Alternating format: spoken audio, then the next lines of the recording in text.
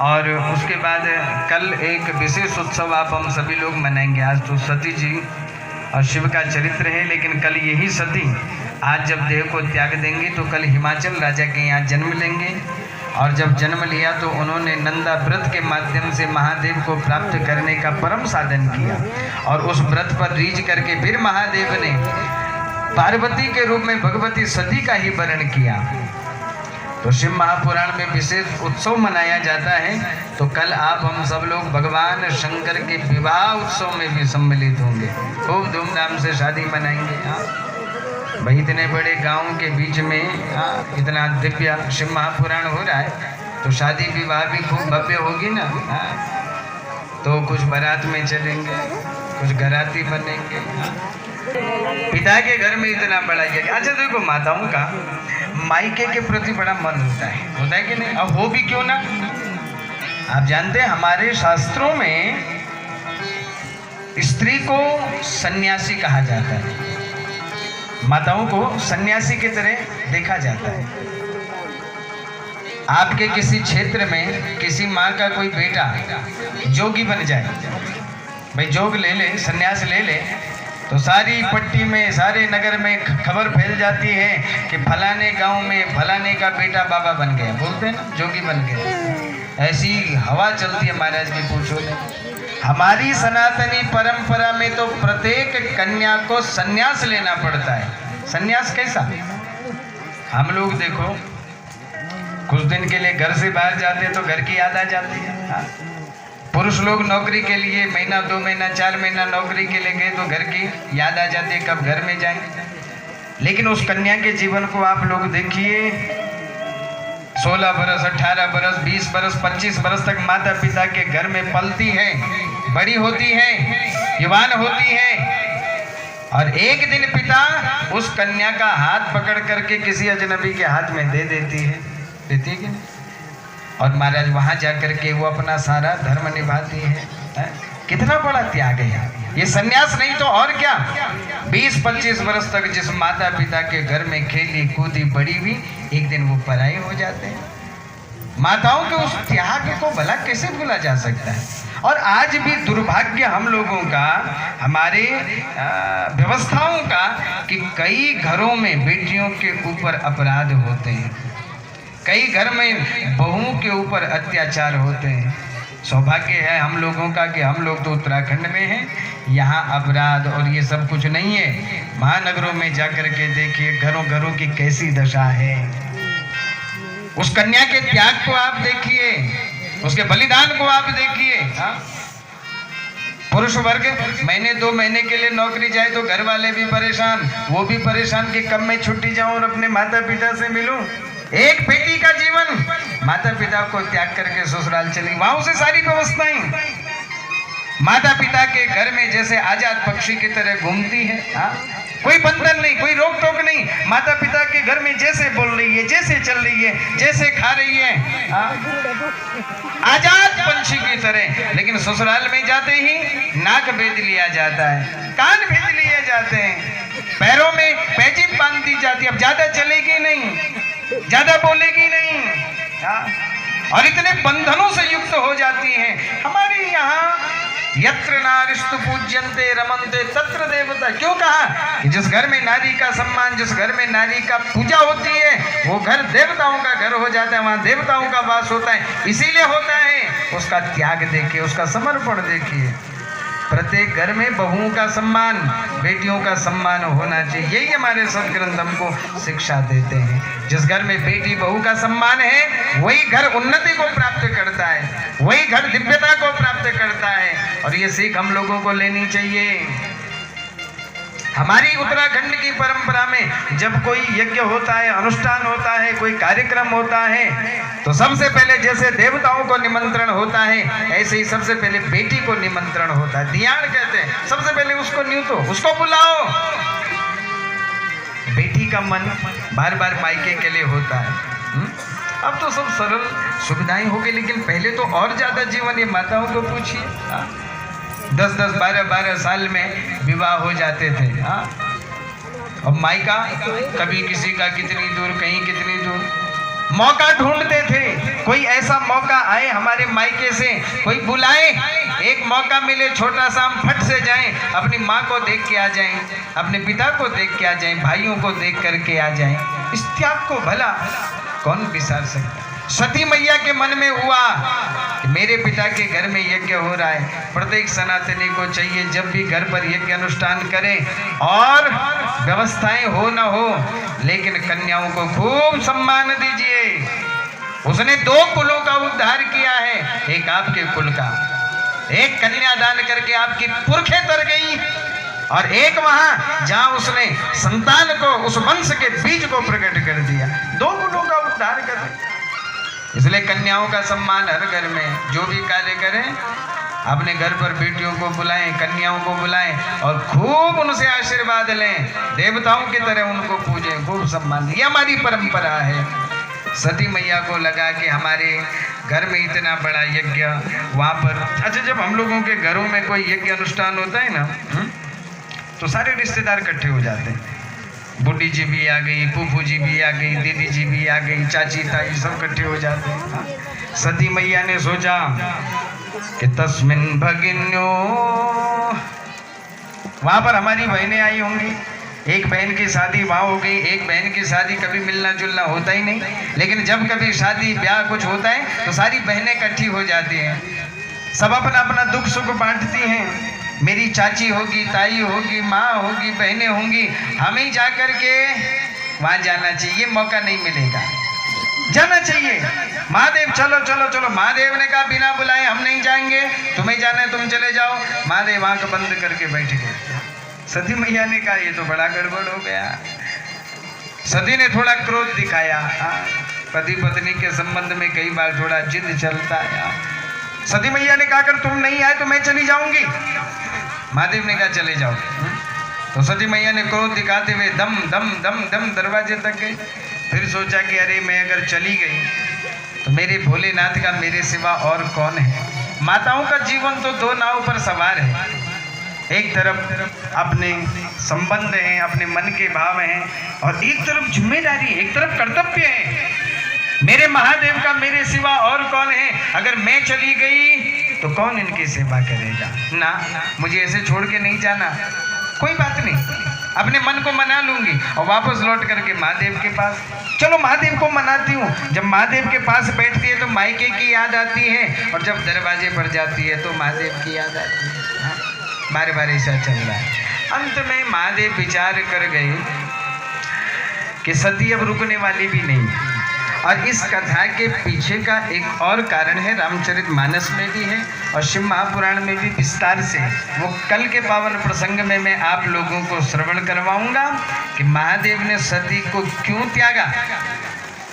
महादेव ने पहले ही सती को त्याग दिया था। अब महादेव जानते कि सती से वियोग मेरा सुनिश्चित है, इसलिए महादेव भी चाहते हैं। ये सारी महादेव का रचा हुआ प्रपंच है। सती मैया ने जिद करी मुझे जाना है। महादेव ने कहा देखो मेरी आज्ञा, तुम जाओ और अकेले मत जाओ। नंदी श्रृंगी भृंगी सब तुम सब जाओ माँ के साथ में। सब बढ़िया बढ़िया कपड़े पहन करके नंदी श्रृंगी भृंगी सब आ गए। मैया हम भी चलेंगे, हम भी चलेंगे। माँ सती ने भी विचार किया। महादेव का स्वभाव है क्षणे रुष्टा क्षणे तुष्टा, रुष्टा तुष्टा क्षणे क्षणे।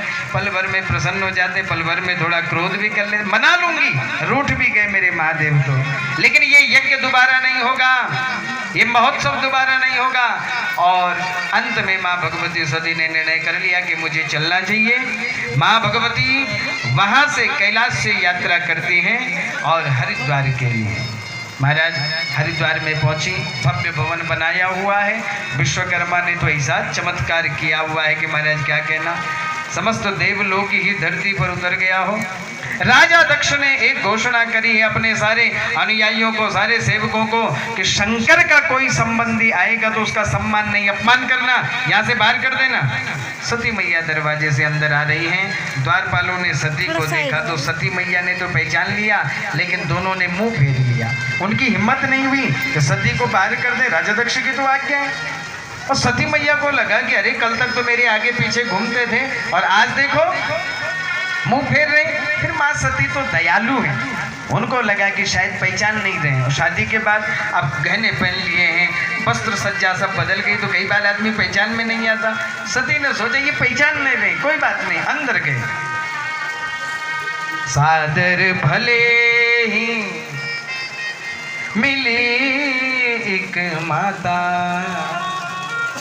भगिनी मिली बहुत मुस्काता। सादर भली प्रकार से भगवती सती अब अंदर जा रही हैं, तो बहनें आ गई, चाची ताई सब आ गई, सबने घेर लिया सती को। अरे सती तू आ गई। सती ने सबको गले से लगाया। लेकिन हम लोगों के जो रिश्ते हैं ना, कुछ खट्टे मीठे हैं। एक बहन कहती है सती तू आ गई, बोले हाँ आ गई। बोले बहुत अच्छा किया। दूसरी कहती है हमने सुना तेरे लिए निमंत्रण नहीं था तो फिर भी आ गई। सती को बुरा लगा। तीसरी कहती अरे निमंत्रण नहीं था तो क्या, अपने पिता के घर में आई है, इसमें निमंत्रण की क्या जरूरत है। चौथी कहती अरे हमने सुना है कि पिछले बरस तो इसके पति ने इसके पिता का ही अपमान कर दिया। एक अच्छा बोलता है, एक बुरा बोलता है। देखिए, कोयल का को धन हरे, कागा का को धन हरे, कोयल का को दे, मीठे वचन सुनाए के बस अपने कर ले। वाणी का नियंत्रण रखिए। वाणी का संयम हो गया तो सब कुछ जीत लिया आपने। हाँ, कहाँ पर कितना बोलना है, क्या बोलना है, इसका विवेक होना चाहिए। कौवा जब घर पर काऊ काऊ करता है, लोग पत्थर उठा करके मारते, भाग जाए यहाँ से। और कभी कोयल जब जंगल में कूकती है तो कोई अगर शोर कर रहा हो तो सब कहते हैं अरे चुप हो जाओ, देखो कितना बढ़िया स्वर हो रहा है। ये कोयल किसको क्या धन दे रही है और ये कौवा किसका धन लूट करके चला गया, बस वाणी का प्रभाव है। और हम लोगों का रिश्तेदारी भी ऐसी, संबंधी भी ऐसे खट्टे मीठे में। जैसे एक पेड़ पर कई प्रकार के फल लग गए, कई फल लग गए, अब उसमें से एक फल पक गया तो मीठा हो गया, एक फल अभी आधा कच्चा है और आधा पक गया तो वो थोड़ा खट्टा मीठा है, एक अभी कच्चा है तो वो तो कड़वा हो रहा है, एक अभी बहुत छोटा वो तो बहुत कड़वा है। एक ही पेड़ पर लगने वाले फलों में पकने और न पकने पर भेद हो जाते हैं। ऐसे ही हमारे रिश्तों में भी है, कोई थोड़ा तीखा बोलता है, कोई थोड़ा मीठा बोलता है, कोई थोड़ा खट्टा मीठा बोलता है। सामंजस्य बिठाइए। जीवन एक बार है, रिश्ते एक बार हैं, परिवार एक बार है, परिस्थितियां बनेंगी लेकिन बनाने की कोशिश करिए, मिलजुल करके रखिए। बोल शंकर भगवान की। सती मैया ने कहा जो होगा देखा जाएगा। ये सब देह के रिश्ते हैं, ये सब झूठे हैं। एक रिश्ता ऐसा है जिसमें कभी दोष नहीं आता, जिसको भगवान शंकराचार्य जी ने भी प्रकट किया। कुपुत्रो जायेता क्वचिदपि कुमाता न भवति। पुत्र कुपुत्र हो जाता है लेकिन माँ कभी कुमाता नहीं होती। मैं माँ से मिलूं, माँ के पास जाती हैं, प्रसूति मैया अंक से भरती हैं, सती रोती हैं कि आखिर बाबा ने मेरे साथ ऐसा क्यों किया। सारा वृत्तांत बताती हैं भगवती प्रसूति। तुम्हारे पिता अभिमानी हैं, अहंकारी हैं, जिसके चलते उन्होंने ये सब अधर्म कर लिया है, लेकिन बेटी तुम हमारे साथ में रहो, जब ये यज्ञ निपट जाएगा तब हम तुम्हारे पिता से बात करेंगे। सती मैया ने कहा नहीं, तब नहीं, मुझे अभी मिलना है। बोल उमापति महादेव की, शंकर भगवान की। महाराज भगवती सती राजा दक्ष से मिलने के लिए जाती हैं। प्रसूति मना करती हैं। राजा दक्ष की यज्ञशाला सजी हुई है। बोल उमापति महादेव की, शंकर भगवान की। नहीं हुई। जब विदाई की तैयारी होने लगी तो पार्वती जी रोने लगी, शंकर भगवान भी रोने लगे। वो बारात की विदाई रुक गई। पूरे 6 महीने तक भगवान शंकर हिमालय में ही रहते रहे। कितने महीने तक? 6 महीने तक। तो 6 महीने तक जब महादेव रहे तो एक रात हम भी महादेव को यहीं रहने दें। बोल शंकर भगवान की, बोल उमापति महादेव की। शिव जी की बारात चले हिमाचल, ताली सेवा करते हुए कि गौरा तेरा बाना, शिव जी ये गे नंदी माँ, गौरा तेरा बाना, शिव जी ये गे नंदी माँ, गौरा तेरा बाना, शिव जी ये गे नंदी माँ, गौरा तेरा बाना, शिव जी ये गे नंदी माँ, गौरा तेरा बाना, शिव जी ये नंदी माँ, गौरा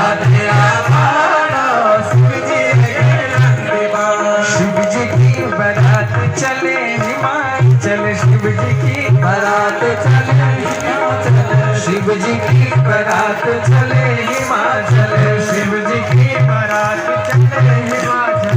घोड़ा तेरा बाणा शिव जी के नंदी माँ, घोड़ा तेरा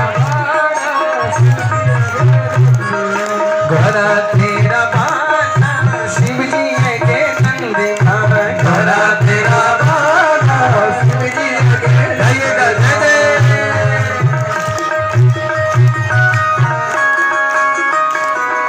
ताली सेवा करते हुए दोनों हाथ खोल करके उमापति महादेव की जय।